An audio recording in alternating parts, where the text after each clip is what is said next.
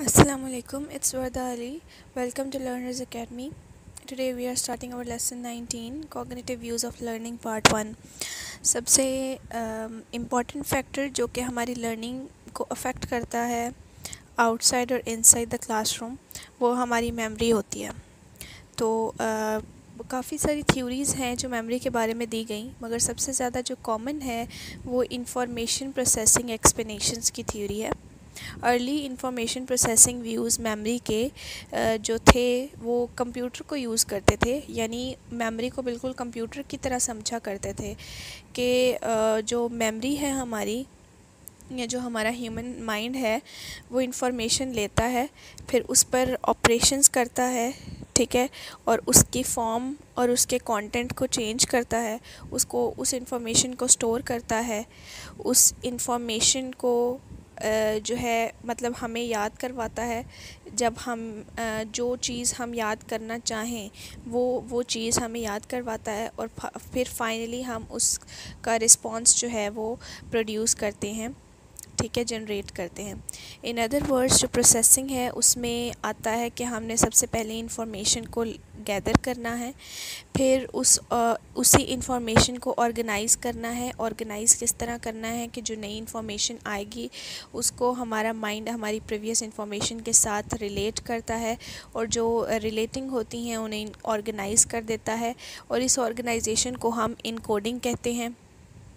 Information को hold करता है, यानी कि स्टोरेज करता है, और उसी इंफॉर्मेशन को हमें देता है जब हमें उस इंफॉर्मेशन की ज़रूरत होती है, जिसे हम रिट्राइवल भी कह सकते हैं। और ये सारा सिस्टम कंट्रोल कैसे हो रहा है, कंट्रोल प्रोसेस इसे कंट्रोल कर रहा है, जो डिटर्मिन करता है कि किस तरह और कब इंफॉर्मेशन जो है वो हमें चाहिए। एटकिंसन शेरिफ मॉडल जो है इंफॉर्मेशन प्रोसेसिंग का, ये काफ़ी सारी थ्योरिस्ट के आइडियाज़ से ड्राइव किया गया मॉडल था। In order to understand this model हमें हर एलिमेंट को एग्जामिन करना होगा। सबसे पहला एलिमेंट है sensory memory. Sensory memory actually वो स्टिमुलाई है जो हमारी इन्वायरमेंट से आता है, जैसे कि हमने किसी चीज़ को देखा, सुना या स्मेल किया उसको, तो वो जो स्टिमुलाई आएगा हमारी इन्वायरमेंट से, वो कॉन्स्टेंटली हमारे बॉडी के मैकेनिज़म्स को जो है वो रेगुलेट करता है कि हम देखें, हम हेयर करें, टेस्ट, स्मेल या फील करें उसको। तो सेंसरी मेमोरी हमारी इनिशियल प्रोसेसिंग होती है, जो हमारे किसी भी स्टिमुलाई जो हम देखते हैं, सुनते हैं या स्मेल करते हैं, उसको ट्रांसफॉर्म करता है इनटू इंफॉर्मेशन, जिससे हम उसकी एक सेंस बनाते हैं, उसे एक सेंसफुल स्टिमुलाई बनाते हैं। परसेप्शन होता है ह्यूमन बींग्स का उस स्टिमुलाई को मीनिंगफुल फॉर्म में लेकर आना, ठीक है। सेंसेशन तो वो हुई कि हमने एक चीज़ को देखा और हमने उससे रिस्पॉन्स किया, मगर जब ह्यूमन बींग्स जो हैं उस स्टिमुलाई के साथ एक मीनिंग को अटैच करते हैं, तो उस अटैचमेंट ऑफ मीनिंग को हम मीनिंग टू सेंसेशन या स्टिमुलाई, तो उसको हम कहते हैं परसेप्शन। परसेप्शन जो है वो फिर लार्जर फॉर्म्स में जो है वो बनाती है। गेस्टाल्ट ने एक पैटर्न दिया था, पैटर्न्स ऑफ मेमोरी, तो जब हम लार्जर फॉर्म ऑफ परसेप्शन की बात करें तो वो गेस्टाल्ट की थ्योरी बन जाती है। दो काइंड्स ऑफ एक्सप्लेनेशंस हैं इंफॉर्मेशन प्रोसेसिंग थ्योरी में, कि किस तरह हम उन पैटर्न्स को ऑर्गेनाइज़ करते हैं और किस तरह हम उन सेंसरी इवेंट्स को मीनिंग देते हैं। जो पहली चीज़ है वो है फीचर एनालिसिस या बॉटम अप प्रोसेसिंग, जिसका मतलब है कि हम हर पार्ट को नोटिस करें, जो भी सेंसेशन हुई, जो भी चीज़ हमने देखी, उसका हर पार्ट हम नोटिस करें और फिर उसका एक कंप्लीट होल बनाकर उसका मीनिंग समझें। It may also take the form of top down processing. Top down processing की बात भी हो सकती है कि जब हम मीनिंग देते हैं अपनी सेंसेशन को अपनी प्री एग्जिस्टिंग नॉलेज के हिसाब से, कि जो नॉलेज हमारे पास है उसी नॉलेज के हिसाब से जो इन्फॉर्मेशन हमारे पास आई है उसको हम एक शेप देते हैं।